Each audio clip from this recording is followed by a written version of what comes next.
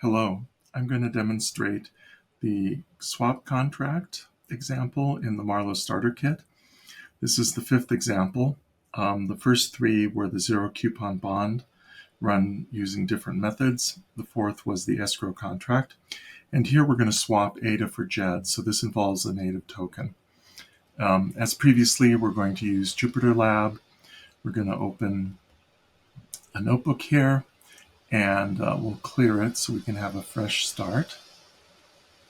And we'll talk a little bit about this contract. So this is essentially a swap of ADA for a native token, and we're going to use JED as an example. And the contract has an exchange rate built into it, and we'll just set that up. So in Blockly, it looks like this. In Marlowe format, it looks like this. You'll note the native token, policy ID, and name. To do this, we're going to use the Marlowe Runtime web server. So we have a host and a port. We have keys for the ADA provider and the dollar provider. And we'll set up some environment variables just to save typing down the road. Okay, so we found a node socket. We're using the pre-production testnet. That's network number 1. And we're running Marlowe Runtime Web Server locally. There's the URL. So let's check on the addresses and keys. So here's the address for the ADA provider. They have 1,000 ADA in their account, so that should be plenty. And then we could go visit this on a Cardano Explorer. The dollar provider similarly has an address, and now they have 1,000 ADA in their wallet, but they also have 10 million micro test JED. So we can actually take a look at that in Explorer. And if you see this, they've got this JED test micro US dollar, and there's 100 of those. Okay, so now we have to design the contract. We're going to swap 294 ADA for 100 of the JED. So we'll set a couple of environment variables here. When we create the contract, we're going to put 2 ADA into it, just so we satisfy the ledger rules. And we're going to be doing some time computations. And in this case, we're actually going to use Marlowe Playground as the way to create the contract. So I'm going to open that up and click Open Example. Here's the swap. We can do it in Blockly. We have the providers here. I'm going to just make it a little bit tidier here so we can fit more on the screen. And then we actually need to paste in the exact policy ID for these tokens. So I'm going to copy that here, and that there. And then the token name is JED test micro USD. So we're going to put that in there. Yeah, switch that back. Okay, and then I think this is basically what we need to get us going. And what we do is say send to simulator, and we're going to fill in some of these things. So we're going to give us an hour for the first deposit, and then another hour for the second deposit. And then the amount of ADA, we said it was going to be 294, and we're doing 100 million of the micro JED. And so there we filled in the template for the contract. We can actually just download this, and then we're going to use it in the next steps. So let's go back here. And these are just the steps I went through here. So we'll take a look at this contract. in YAML format, and we can see the various numbers we put in, the GED symbols, the gen policy ID. So I think we're all set there. And then just another reminder, if you're ever planning on running a contract like this on mainnet, make sure that you understand things about Marlowe, about best practices, that you've run the simulations in the playground, that you've analyzed the contract, and that you've tried things out on a Cardano testnet.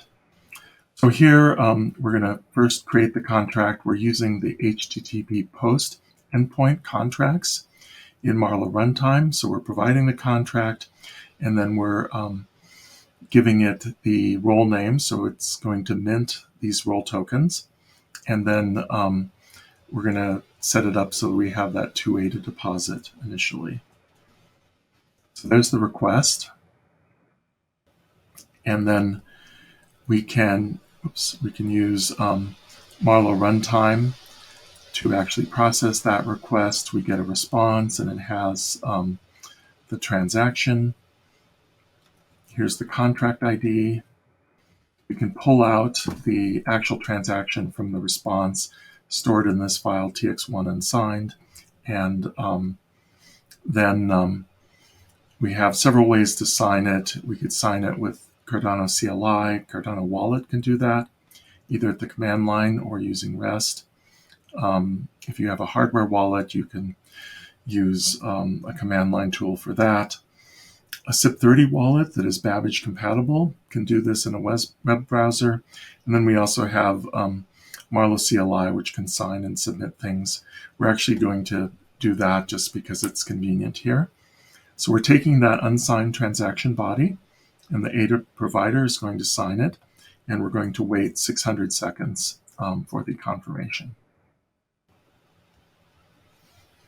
Okay, there's the transaction. Take a look at it on the Explorer here. We'll see that the contract address is holding the 2 ADA. The ADA provider, they've now received a role token. If you were to decode this hexadecimal, it would say ADA provider. Similarly, for the dollar provider, they still have their GED. They haven't done anything with that yet, but they also have a role token now. And so we can take a look at this transaction. Here it is, and the 1,000 ADA comes in from the ADA provider. They get their change. They've deposited something at the contract address, and then the 2 tokens have been minted. You can actually look at the minting information here, and it tells about that. Okay, so we can look at this using Marlowe Runtime. First thing to do is compute the URL, the URL for the contract. So there's the endpoint for that particular contract. And then when we query, we just get to see the contract as it is on the chain, the initial state, a lot of data like that. So now we're going to make the deposit. The ADA provider does that. We've already computed the loveless amount, and we're going to use the Marlowe CLI input command just to create the JSON file. You could create this JSON file using any technique you want. It's just convenient to use a tool that gives you it in the correct format. So for the request, we're using Marlowe version 1. Here are the inputs. We're not putting any metadata in this one. So there's the request, and we'll use the transactions endpoint of the contract URL to actually create build the transaction, and the ADA provider will be signing this. So we'll pull that out and just submit it and wait. Okay, there's the transaction. Take a look at that in a minute. The ADA provider is down. There are 294 ADA. And the contract actually has that in it. So there's 296, and we can look in the Explorer. Okay, in the Explorer, we see the contract is making a transition where it has one state with 2 ADA to another state with 296 ADA. The ADA depositor is down some funds, and they've used their role token to authorize this transaction. We can also view this using Marlowe Runtime. So this just tells us about that transaction. We see the inputs we just applied. Here's the remaining part of the contract. And next we will do the deposit of the 100 JED. So here the deposit is a little different. We have to give it the type of token that's being deposited. So there's the notation for that. And then we have the amount. So that's what it looks like in YAML. We'll bundle it up into a request. And then we'll have Marlowe Runtime build the transaction. There's the transaction ready to be signed. We extract that, and then we're going to submit it. Okay, we'll be able to view that. Okay, so we've had some payments here, and the dollar provider has 100 JED less than originals. You can see the JED is actually gone because that's all they had. The contract is closed, but the payout address has the 100 JED in it. So it's right here. And then if you were to decode this datum, you would see that it's actually earmarked for the ADA provider. So it's held on their behalf at Marlowe's role payout address.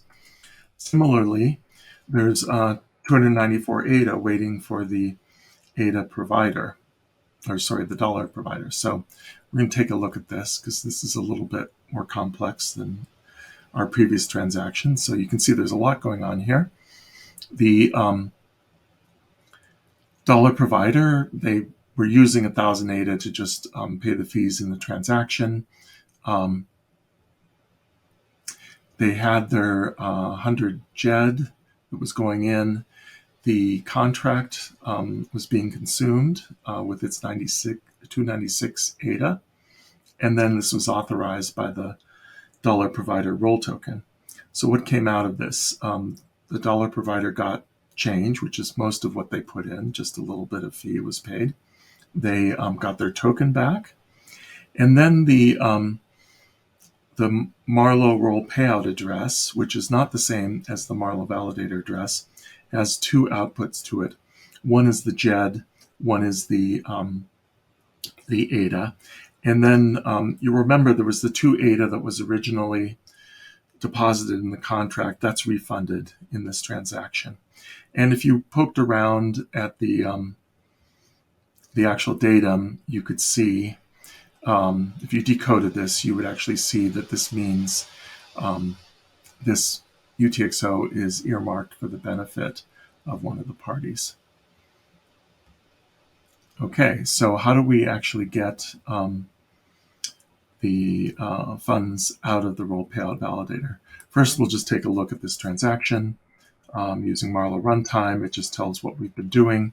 There's no continued contract, so this is a kind of a brief output there, but it tells what happened. And then we will create a request, first for the ADA provider to withdraw their funds from the payout address. And all you have to do is just say what the contract ID is and what the role is. So there we go. We'll construct the request. There's the transaction body. We'll pull that out and we'll submit it. There's the transaction. We'll be able to look at it. But at the command line, you can see that the ADA provider now has the 100 JED. So let's take a look here. Here's the transaction. We had the 100 JED come in, some funds just to pay fees, the authorization token for the ADA provider, and then there's nothing left of the contract. Basically, the ADA provider got everything, so we can actually look at their address, and you can see they're down the 294 ADA, but they actually have both the role token and the JED. And so the other withdrawal we have to do is going to be the dollar provider. We can query and find out information about this withdrawal if we want.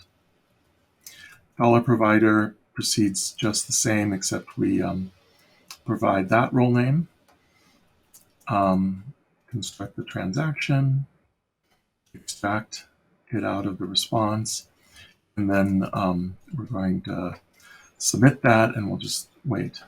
Okay, we'll look. You can see if you total this up, you can see they have 294 ADA extra approximately, and we can view the transaction here using Marlowe Runtime. It's pretty straightforward. So we'll look once again in the Explorer. Okay, in the Explorer, this looks very similar to the previous transaction, but here we're dealing with the 294 ADA instead of the 100 JED. But basically that's authorized and it's consumed, and we have this output, and we can actually look at the address. And so you see they're about 294 above. They also have their dollar provider token. So that's basically how to run the swap contract using Marlowe Runtime and its REST API. Thank you.